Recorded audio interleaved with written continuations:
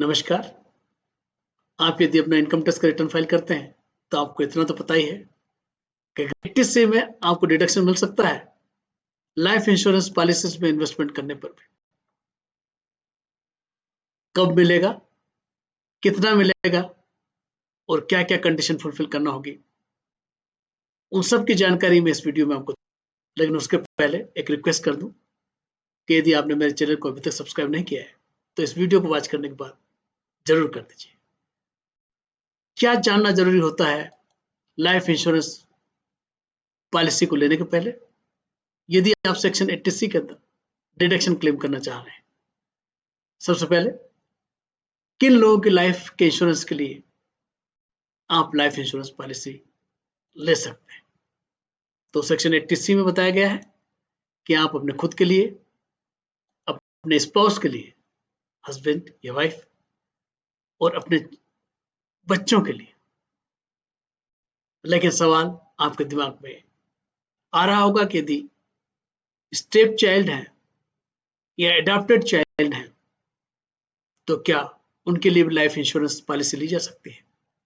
तो उसके लिए हमको चाइल्ड वर्ड की डेफिनेशन जो सेक्शन 2 में दी गई है उसमें जाना होगा। तो हम सेक्शन 215B में जाते हैं तो हमको पता चलता है कि चाइल्ड इंक्लूड स्टेप चाइल्ड और adopted child of the individual.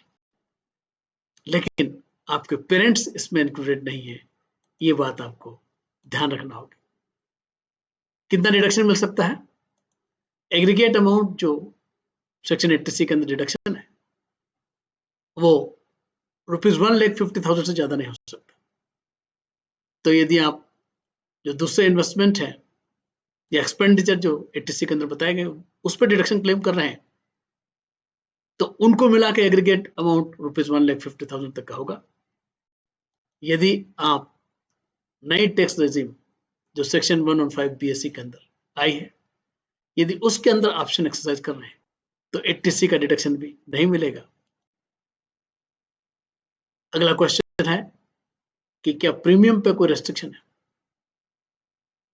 तो यहां पर मैं क्लियर कर देना चाहता हूं, सेक्शन 80C में कहा गया है कि जो पॉलिसीज आपने लाए 31/3/2012 और उसके पहले ली थी, उनके केस में कैपिटल सम एश्योर्ड का 20% तक का प्रीमियम यदि आप फाइनेंशियल ईयर के अंदर पेमेंट करते हैं तो वो अलाउबल है। उसके बियॉन्ड, उससे एक्सेस है तो वो अलाउ नहीं होगा।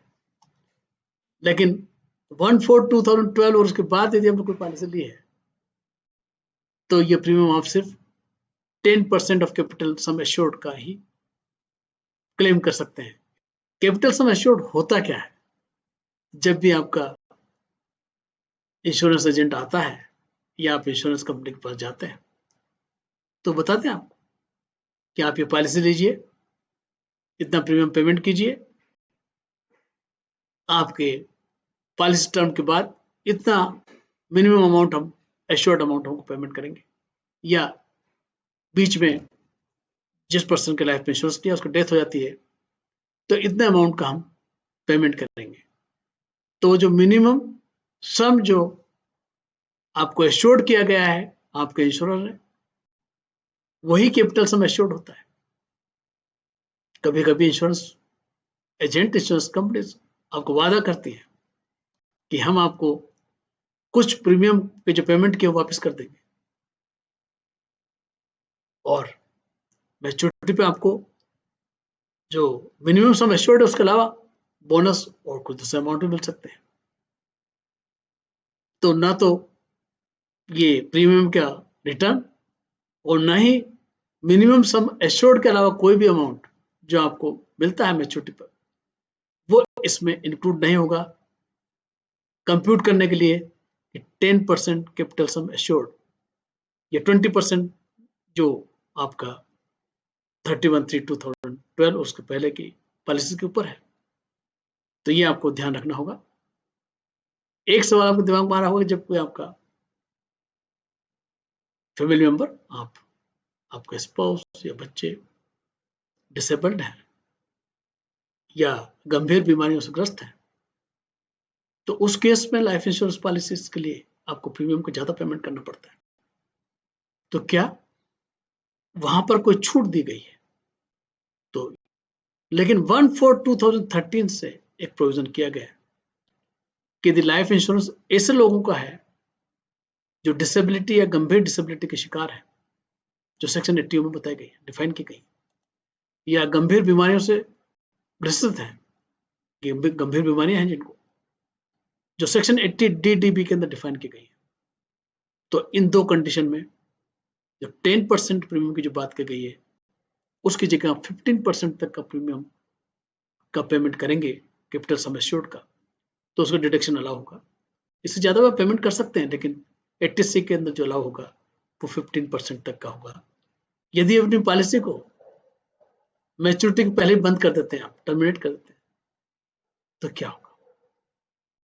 तो सिंगल प्रीमियम पॉलिसी जो है, यदि उनके केस में जो इंश्योरेंस कमेंस होता है, पेमेंट से मतलब नहीं, जिस दिन से इंश्योरेंस इफेक्टिव हुआ उसके विद इन 2 ईयर्स में आप पॉलिसी को टर्मिनेट कर देते हैं, तो जो डिडक्शन आपको उस प्रीवियस ईयर के अंदर मिलना था, जिस ईयर में टर्मिनेट होगी, वो नहीं मिलेगा। और पिछले साल में जो प्रीमियम का आपने पेमेंट किया था, जिसका डिडक्शन आपको मिल चुका है, वो आपकी डिम्ड इनकम मानी जाएगी और टैक्स। जो दूसरी पॉलिसीज हैं, यदि आपने 2 साल का प्रीमियम को पेमेंट किए भी नहीं, उनको टर्मिनेट कर देते हैं, तो उस केस में भी जिस ईयर में टर्मिनेट किया उस ईयर में आपको डिडक्शन नहीं मिलेगा। और पिछले साल में यदि कोई आपने डिडक्शन क्लेम कर लिया है, अलाउ हो गया, तो वो आपकी डिम्ड इनकम मानी जाएगी उस फाइनेंशियल ईयर की जिस ईयर में आपने पॉलिसी को टर्मिनेट कर दिया। यदि मेरा वीडियो अच्छा लगा तो अपनी लाइकिंग जरूर शेयर कर दीजिए। इसकी लिंक अपने जान पहचान वालों को शेयर करना न भूलें। कर दीजिए। थैंक यू, धन्यवाद।